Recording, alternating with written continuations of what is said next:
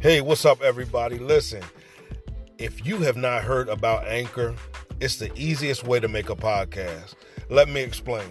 Number one, it's free. Yeah, I got your attention now, right? Number two, there's creation tools that allow you to record and edit your podcast right from your phone or computer. Number three, Anchor will distribute your podcast for you so it can be heard on Spotify, Apple Podcasts, and many more. Number four, you can make money from your podcast. That's right. You can make money from your podcast with no minimum viewership. Number five, it's everything you need to make a podcast in one place. So right now, download the free Anchor app or go to anchor.fm to get started.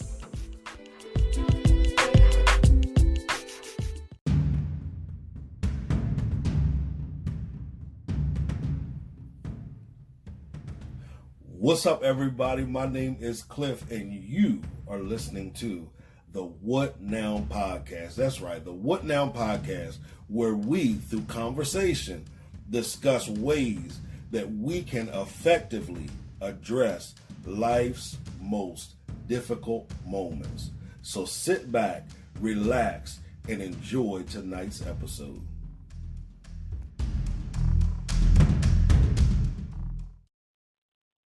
Blog Talk Radio.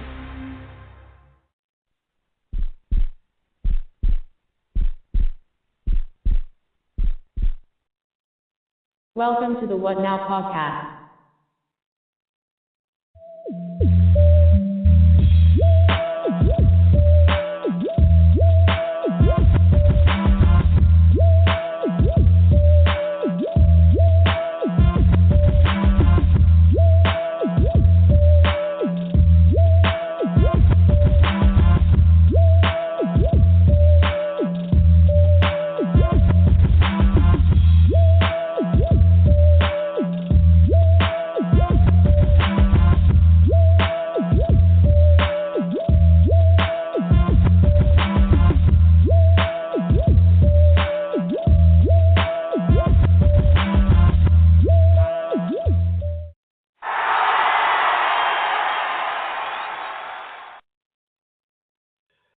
Hey, what's up, everybody? Welcome back to the What Now Podcast. My name is Clifton Pettyjohn. For the sake of this podcast, you can call me Cliff. And guess what, guys? I'm recording this at midnight on January 1st. Therefore, Happy New Year to everyone that celebrates, this time of New Year. And my prayer for each and everybody, including of myself, is that this will be a year where we do not make resolutions. But this, and I don't do resolutions anyway, but this is a year of action for us where we put feet to our faith. We're not just ones that sit back and wait for something to happen, that we tap into the creative expression that has been delegated and designed for us, and we begin to make some moves that create that which we desire, okay? So that's my prayer for you this year, is that you connect with the creative side of your purpose and you begin to create in a manner that you've never thought, dreamed in, or imagined. All right? I believe that for you. Do you believe it for yourself? Keep confessing it until you do believe it. So, man, guys, January 1st. January 1st is a time where we celebrate a new year. A lot of people, this is a time where, I done deleted everybody I needed to delete. I deleted them out of my contacts. I blocked them on Facebook. I blocked them on Instagram. I blocked them on Snapchat. I blocked them on all social media. They can't get in contact with me at all. This is a new year, new me. And I don't have time for anybody that does not value me. And that's great. It is a new year.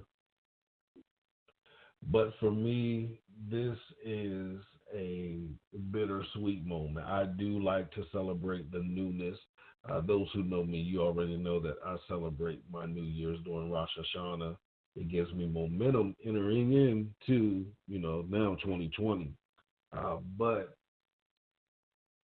some years back, we had to say goodbye to my mother on January 1st. Um, and to be honest with you guys, I know people say it gets better with time.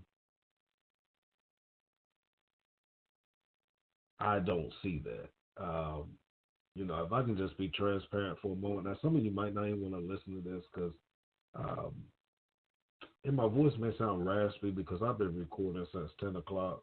So this is not the first episode I've recorded. It's actually the second episode of the podcast, but it will be episode number 3 because I did the radio show before the podcast. You get what I'm saying? But January 1st is kind of bittersweet to me. I love the newness. I love everybody's excitement. And my prayer is always that everybody keeps that same excitement throughout the year. Statistics do show that excitement begins to gradually slow down as early as tomorrow. So my prayer is that you gain that momentum. But for my family, this is not a time that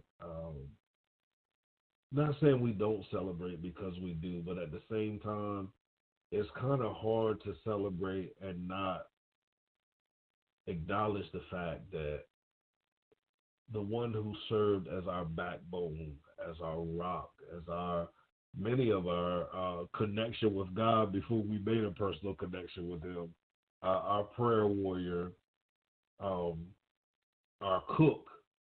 She was so many things to all of us. To me, she was my mother. She was my best friend.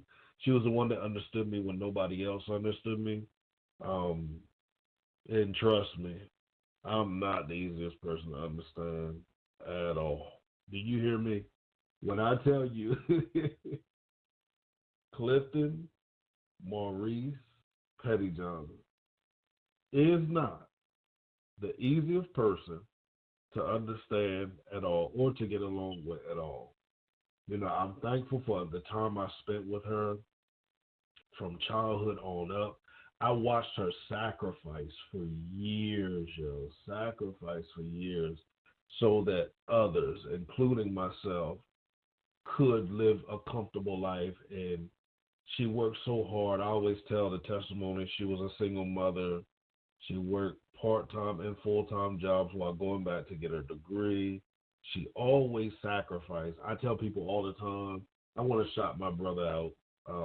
Those who may not know my brother, Juan P. A lot of people know Juan P. though. People used to tell me, Cliff, you have your mother's heart. You have your mother's heart. Now, my mom is the person that will take anybody in, and her love was unconditional. Do you hear what I'm saying? She taught me a lot of lessons about love and forgiveness, okay? But I got to be honest.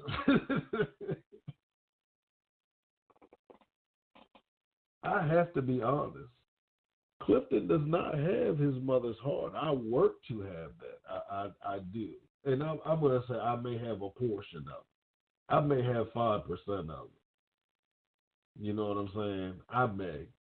But my brother has my mom's heart as it relates to loving everybody and, just he has her heart. I yet to have gotten to that place.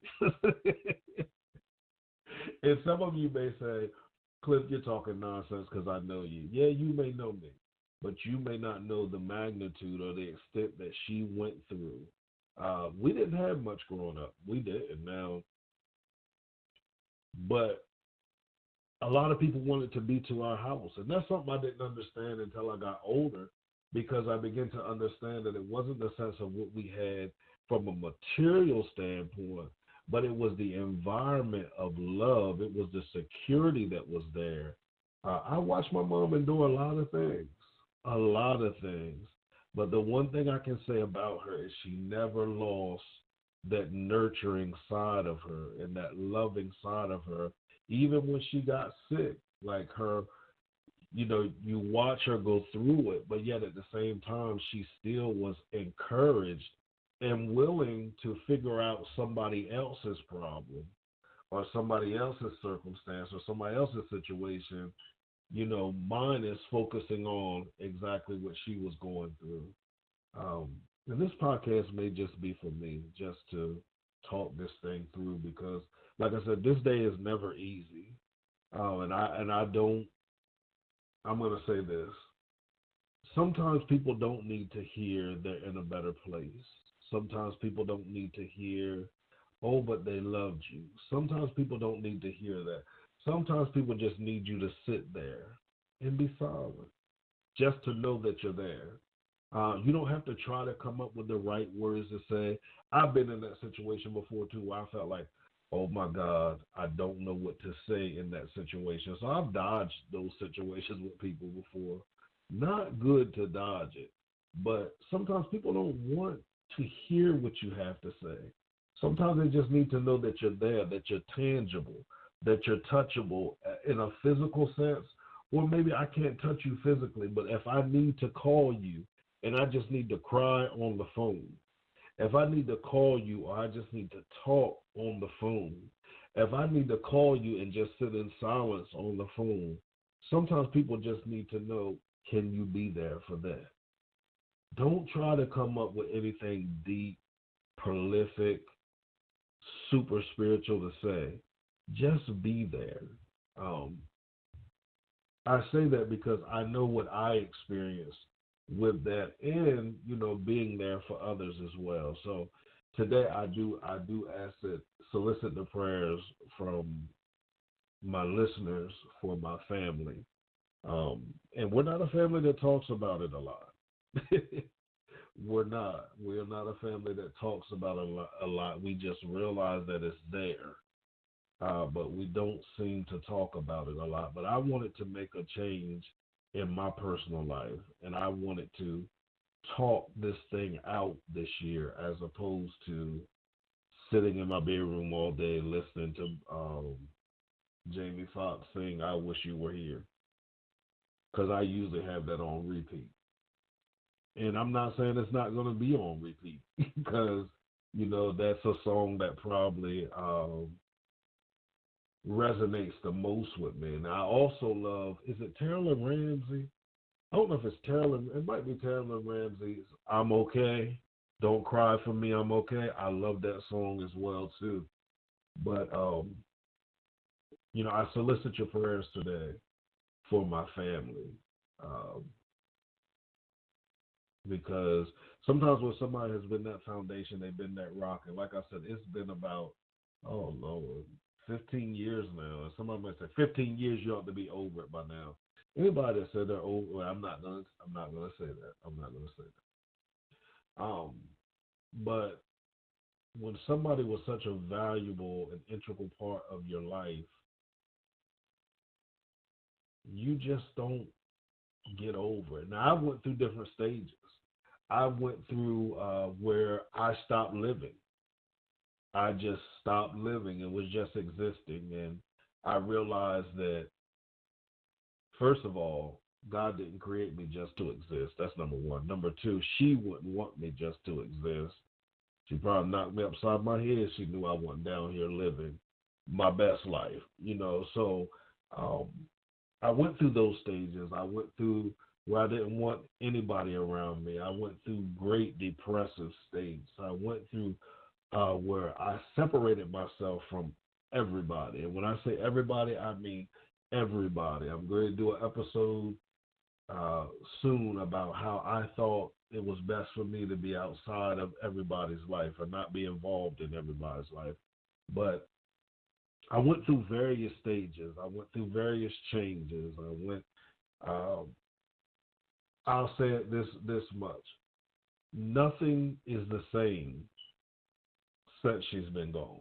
Whether it's with me, with my family, with those who became our family, because everybody knows my mom. My mom was a mother to a lot of people. She was aunt sis to a lot of people. She was a big sister to a lot of people. She was whatever anybody needed, that's what she was to a lot of people. And life has truly changed since then. I will say the place of praise, because my former pastor used to always tell us, in everything find the place of praise. The place of praise that I found in this is that I believe that it caused me to develop a more intimate and personal relationship with God. It also caused me to connect with my Father. Now, that's a story for another time. Now, my mother didn't keep me from my father. Matter of fact, just segueing into another story for another time, I used to get mad with my mother because I felt like he should have been angry with my dad and made me angry with him, but she never talked bad about him a day in her life. But as I said, that's a story for another time. Today, I just want you guys to think of us today, be praying for us, but most importantly, in your life. It's a new year. Guys, enjoy it. Live your best life. Value the people that are in your life now, because people are here today, gone today. Don't smother them, but value them, love them, honor them, support them, be there for them as much as you want them to be there for you. All right? Listen, again, thank you for listening to the show. I pray something was said that, blesses your life. All of us knows. All right? I appreciate each and every one of you, and I will see you on the next episode. Peace.